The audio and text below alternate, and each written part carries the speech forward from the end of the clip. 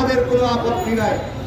ওনারা ওনাদের দাবি দেওয়া নিয়ে আসতেই পারে, প্রশাসনের কাছে কোয়ার মতন জায়গায় আছে, কিন্তু তারা এই আন্দোলন সংগ্রাম তাদের দাবি দেওয়ার জন্য আমাদের পরিবহনের গায়ে এবং শ্রমিকের গায়ে কেন আঘাত করলো। আমরা তাদেরকে এইটার বিরুদ্ধে কোনো ধরনের প্রতিবন্ধকতা সৃষ্টি করি নাই।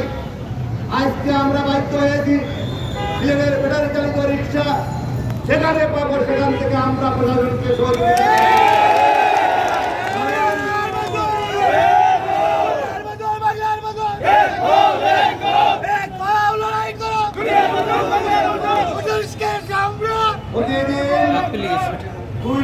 শহরের দুর্ঘটনার কবলিত হইতে হয় এই ব্যাটারি চালিত রিক্সার জন্য। আজকে ব্যাটারি চালিত রিক্সার পিছনে আমরা দেখতেছি, আপনারা মনে করবেন না আমরা বোকা, আমরা দেখতেছি আপনারা কারা, কেন এটা করতেছেন, আপনাদের লাভ কি, আপনাদের সুবিধা কি, আপনাদের ফায়দা কি, এর জন্য আপনাদের ফায়দার জন্য এই সমস্ত শ্রমিকদের রিক্সার শ্রমিক দিয়ে লেলিয়ে দিয়ে পরিবহনের গায়ে আপনারা ধাক্কাধাক্কি করতেছেন। আপনারা জেনে রাখবেন, আমরা সিলেট কোর্ট পয়েন্ট থেকে আজকে জানিয়ে দিতে চাই পরিষ্কার ভাষায়, আমরা সিলেট কোর্ট পয়েন্টে আর মিটিং করতে আসবো না। আমরা জানি আমরা এইটার বিরুদ্ধে কি করতে হবে সিলেটের পরিবহন নেতৃবৃন্দরা জানে, কারণ আমরা অফিসে বসে ঘরে বসে আমরা এই যে আন্দোলন দেখিয়েছেন, আমাদের গাড়ির উপরে আঘাত করেছেন, আমাদের শ্রমিকের উপরে আঘাত করেছেন, সে থেকে ভয়ঙ্কর অবস্থায় আমরা আন্দোলন করতে জানি, কিন্তু আমরা আন্দোলনে যাব না। আমরা জানি এই সিলেটকে শান্ত, সিলেটকে অশান্ত করার জন্য যারা লেলিয়ে দিচ্ছেন তাদেরকে সিলেটবাসী চিহ্নিত করেছে, ইনশাআল্লাহ আরো চিহ্নিত হয়ে যাবেন আপনারা।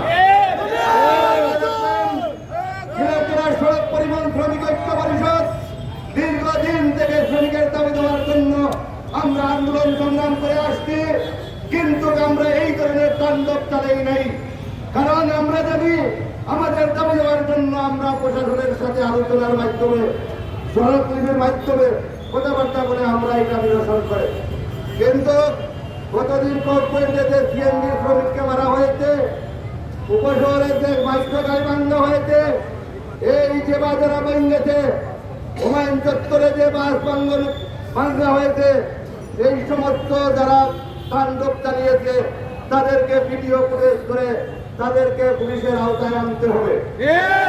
প্রশাসন আপনারা জেনে রাখেন, আপনারা যদি এই সমস্ত এই তাণ্ডবকারী সন্ত্রাসী কার্যক্রম যারা চালিয়েছে তাদেরকে আইনের আওতায় আনেন না, আজকে আমাদের সভাপতি, সংগ্রামী সভাপতি হাজী মঈনুল ইসলাম সাহেব আলটিমেটাম দিবেন, এর ভিতরে যদি এদেরকে আইনের আওতায় না আনা হয় আমরা সর্বস্তরের পরিবহন আমাদের সভাপতি সিদ্ধান্ত দিবেন এবং আলটিমেটাম দিবেন, আমরা আন্দোলন দম্ভ করে যেতে বাধ্য হতে পারি। আন্দোলন অনেক রত্নের মধ্যে অনেক কথা ছিল, কথা বলার আর সুযোগ নেই, যেহেতু অনেক নেতৃবৃন্দ আছেন, সবাই বলতে হবে, কিন্তু আমি ব্যক্তহীন করতে বলতে চাই, আমরা সিলেটের মানুষ, আমরা সিলেটকে পরিষ্কার পরিচ্ছন্নতা চাই।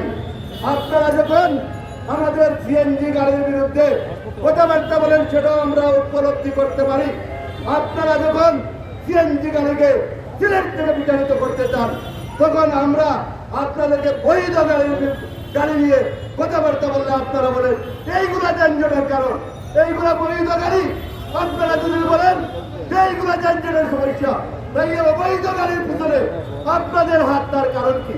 আপনারা এখান থেকে আপনাদের ব্যবসায় লস হচ্ছে, এই ব্যবসার জন্য আপনারা এই গাড়ির পিছনে আপনারা আছেন।